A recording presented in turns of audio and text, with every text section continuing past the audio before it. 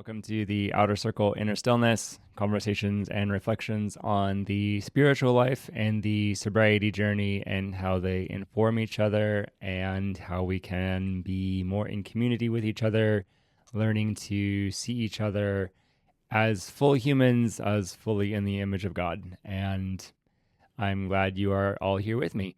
So today I am doing something a little bit different. I have been leading a book study through the really wonderful book From Object to Icon by Andrew Williams.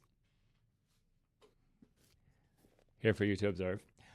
From Object to Icon, The Struggle for Spiritual Vision in a Pornographic World by Andrew Williams. I'm not going to do extensive commentary on the book here because we've been doing the book study and you can listen in on those conversations as well. But it is, in short, exploring what iconography is, what happens when one venerates an icon, how that is the complete counterpart to what happens when one views a pornographic image, and how in venerating an icon and in learning to venerate people as we see them, we learn to see the image of God in all things and build a person into, well, not build, to really fully see a person as a full person, in complete contrast to when one views pornography. However that is understood, one breaks apart a person, and the viewer themselves also breaks themselves apart as they view a broken apart person. It's not healthy. So we've been doing a wonderful study group on this text, and it's been great. And in the way that happens, when there's a lot of really wonderful people bringing a wealth of ideas, there's just some things we don't get to talk about. So this discussion is a supplement to the book study, and what we'll be doing is we'll be talking about responses. I will not try to replicate what Andrew Williams has already said in extremely beautiful language. You should read the book. What I did do is, as I was building the book study, I thought to focus on, well, how should we respond to this? What does this mean for our lives? And what do we do about all that is here? So that is what this will be. We'll be looking at responses in four categories. So primarily, how does one respond as an individual to pornography, the pornified mindset? How does one respond within a relationship, especially an intimate relationship? How does one respond towards one's children if one is responsible for the care of children? And then how do we as a church community respond to our broader community? So today we'll be tackling the first two of those.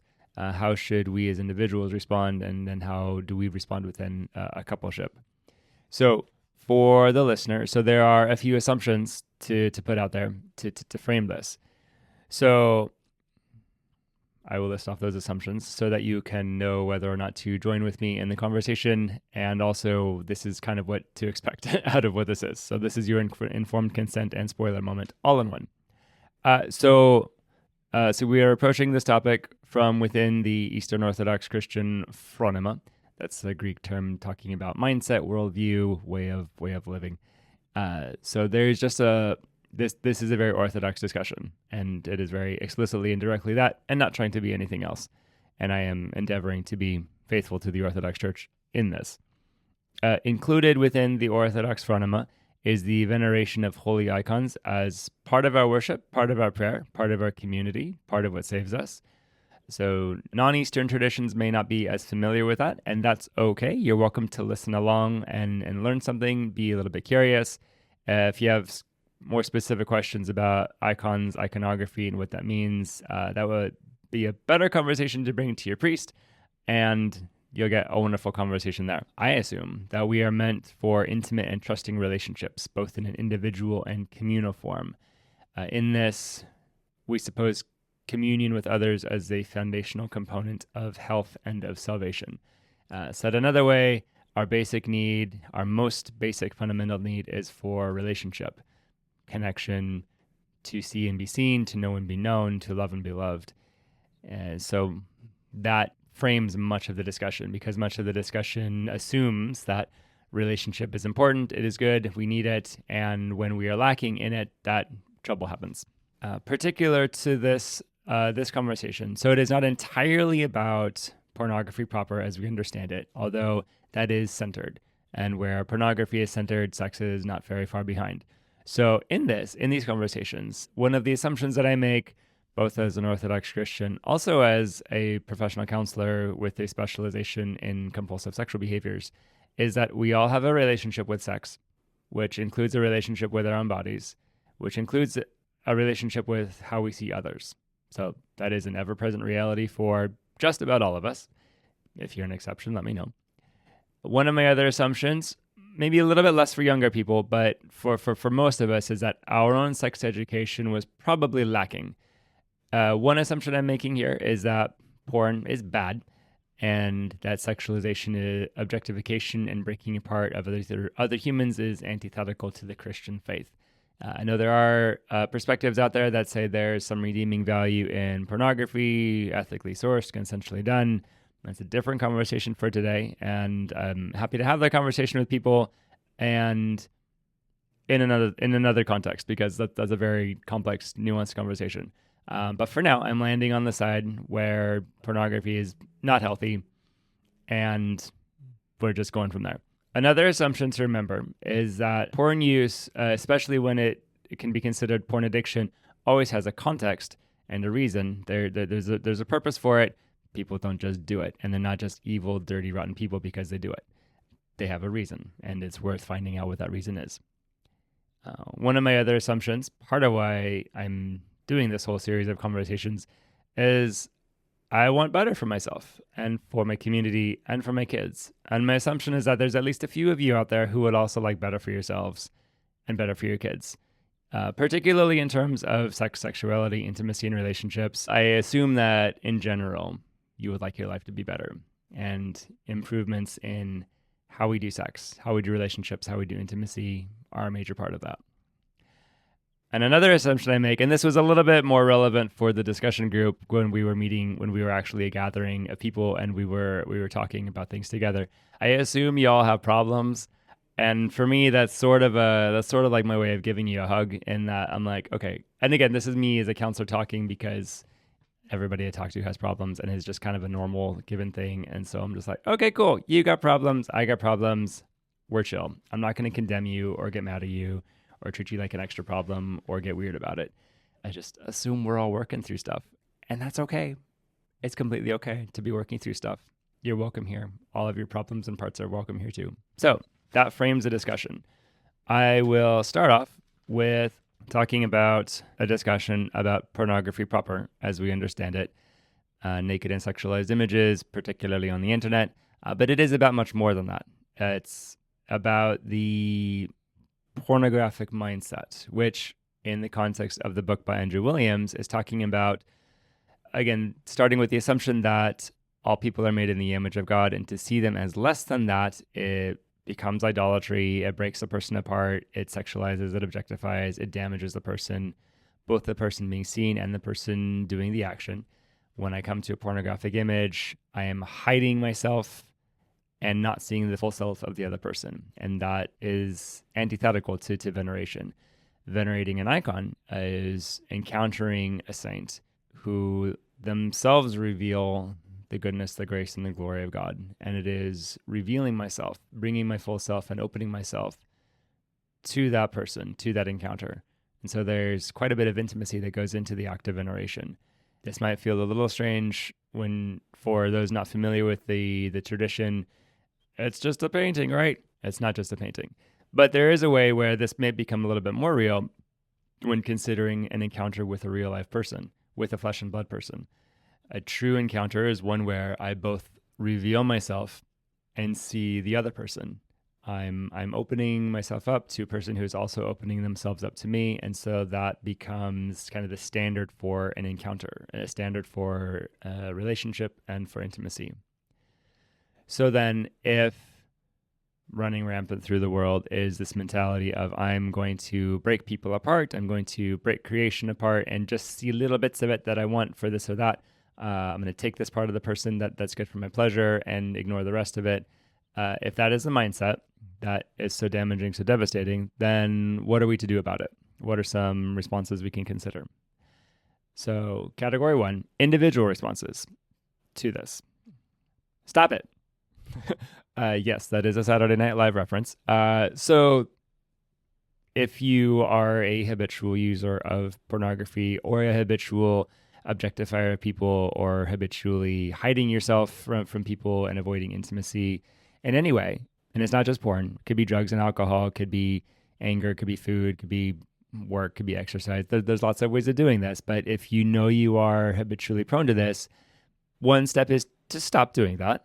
And we're mentioning that first and kind of in a funny way because that's kind of the easy part, and that's the part that we're already familiar with that as a step. So I'm not going to really talk about that as much. There's a big long process that goes into it. It's not enough to just stop using something. You also need to heal from the reasons why you're using it. Again, go talk to your counselor. But that is one step. A second step, and these aren't sequential by any means. These are all just different layers of how an individual can grow and heal and begin to move against the pornographic mindset. So, stop using porn, but also become a real, whole, full person. Be able to fully show up in a relationship encounter. What that means is to recognize as a person, as a self, there is the core of you, which as Eastern Orthodox Christians, we recognize that is the image of God. Many other traditions also recognize the difference between the self and the non-self. Or sometimes they'll use a term like the false self, or the persona, or the personality, or in one of my favorites, internal family systems, they'll talk about the parts and their burdens. Andrew Williams, in his book, he uses the language of masks. There's a variety of ways for understanding that we cover up our true selves with things, ways that we have survived our environments before, our different adaptations, our different dysfunctions, our defense mechanisms, aspects of our personality, our interests, our needs, our hair color.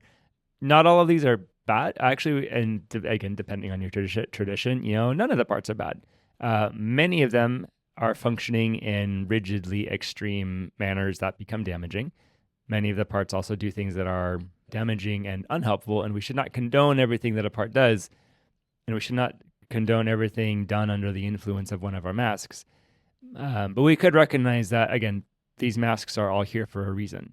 And understanding that reason is a major part of learning to take them off. But all that to say, a major response to pornography that we should all do is to become our true selves. So become a full person, recognizing you are not your parts, you're not your sins, you're not your interests, you're not your desires. You are something more than that, something more transcendent than that. And here is where we can drop the whole field of psychotherapy in, is one must know oneself. One must come to know who they are, who their parts are, what their cycles are, what their responses are.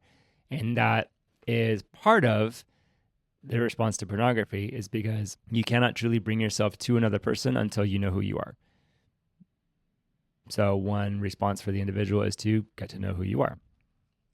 Yet another individual response to the pornographic mindset in the world is not just to become a full person, but to become a present person. Sobriety is not just abstinence, not just stopping a thing, but becoming a present person. By present, I mean someone who is able to be aware of the world as it is, accepting reality as it is, interacting with reality as it is. So that might look like recognizing, well, this is my emotion state right now. I'm sad, I'm anxious, I'm scared, I'm hopeful, I'm hungry. Here's my physical state. I'm feeling alert, I'm feeling tired, my hips hurt, my neck is sore, my skin itches. And just recognizing these states of being are what our reality is. Maybe my reality is I'm young and I'm single and I'm restless. Maybe my reality is I'm middle-aged and I'm married and I'm stressed.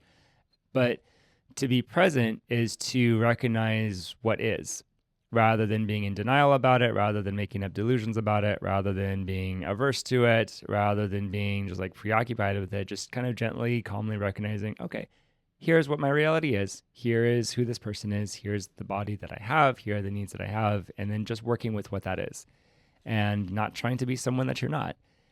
And it takes effort to do this.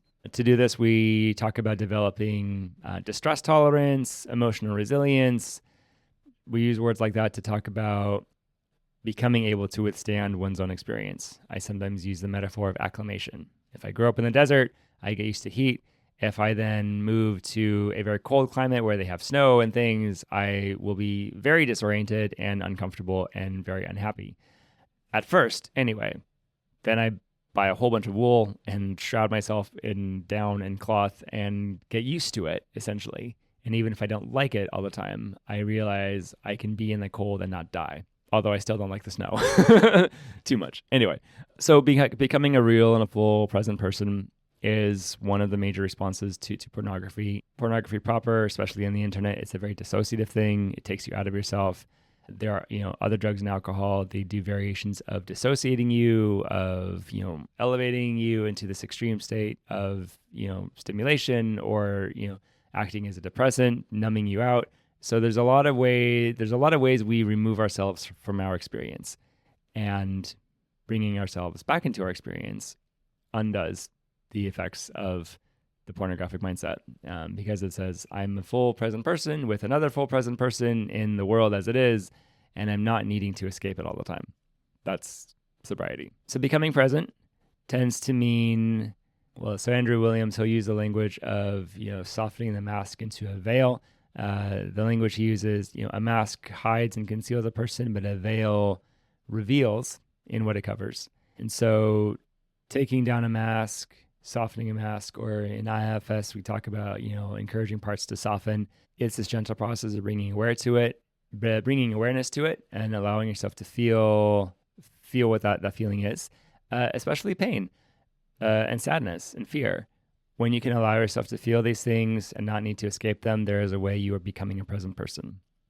Acknowledging thoughts instead of pretending they're not what they are, especially if one is wrestling with intrusive thoughts or temptations. So when we fight them, we get into trouble.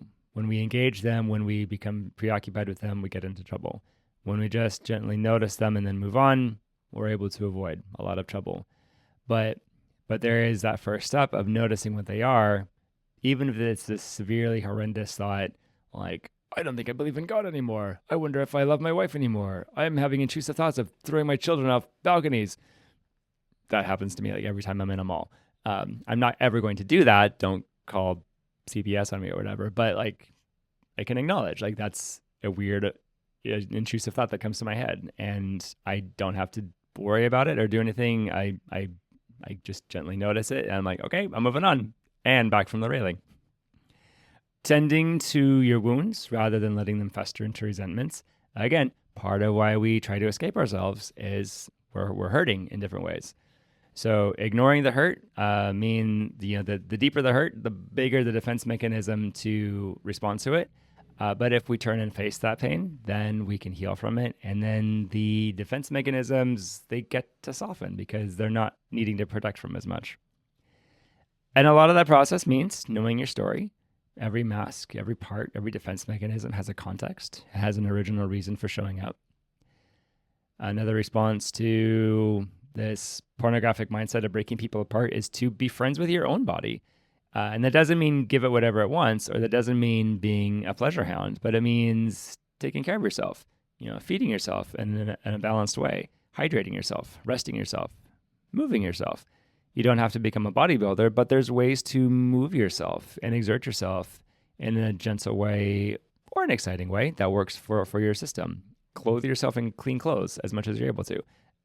You don't have to be a fashionista, but you can clad yourself in the best way that is available to you in your situation. And in all this, recognizing this is the flesh that God has given you, and this body of yours is part of the image of God, and take care of it and be good to it in the way that, and that's extremely individualized. Everybody has very different situations. So, you figure out your situation, and there's help for that, but be good with your body. So another response again, if the pornographic mindset is both breaking people apart and hiding oneself, then one of the major responses we have to that is to take risks of vulnerability, take down the masks, And this means showing yourself. So common wisdom in the recovery community is to have 3 people who know everything about you, 2 or 3 or 4. But the idea is that there should be some people who know you really, really deeply. A counselor could be one, a father confessor could be another, a married partner could be one, although that married partner is a special category that we do some different things with. So there's kind of a way where, yes, you want to be completely open and you never want to lie to your partner, but you also don't always bring every detail of everything to your partner either for some reasons. And that's a very particular conversation worth talking to your counselor about. But the idea is people should know you. Not everybody, and not everybody needs to know you all the way, but there should be a tight core that knows everything about you, and concentric circles of people who know lots and lots and maybe a little bit less as you get out. But that idea of being connected in that way is very important. Go to confession for those of you who have the sacrament of confession. If not, then maybe make a version of that for you in your own tradition. In the recovery communities and in the counseling communities, there's structures for making disclosure. That's the word we'll use for it there. But the idea here is that, we do stuff, we hurt people, we hurt ourselves, we carry that burden. We should not carry that burden all by ourselves.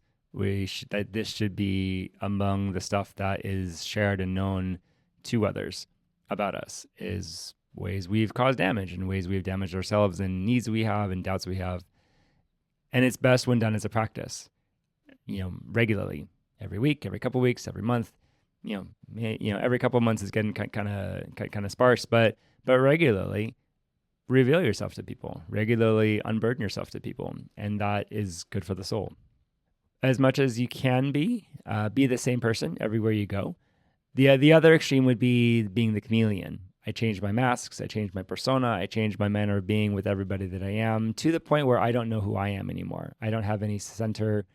And it becomes a kind of lie, because I'm so different in all of the places that I go. Nobody knows all of me or the real me. Granted, you do need to flex yourself a little bit. I mean, you can't be quite the same at work as you are at home. That's natural. But as much as you can be consistent, be about the same person, about the same temperament, about the same values, about the same pace, about the same you, as much as you can be. And that is a way of retaining your personhood through all of your environments. Another response, nobody's fine. Like I said, we all got problems. So the more we can move in that reality, I think the better off we might be. If we can just look at each other and assume there is an icon of Christ, that is a beautiful soul, and they have problems just like me. And maybe we can be a little bit more comfortable with each other that way. Probably one of the biggest responses to pornography and the pornography mindset in our world would be venerating the icons. You might have to come into an Orthodox church to do it, but for those of us, again, we're speaking as Orthodox Christians here.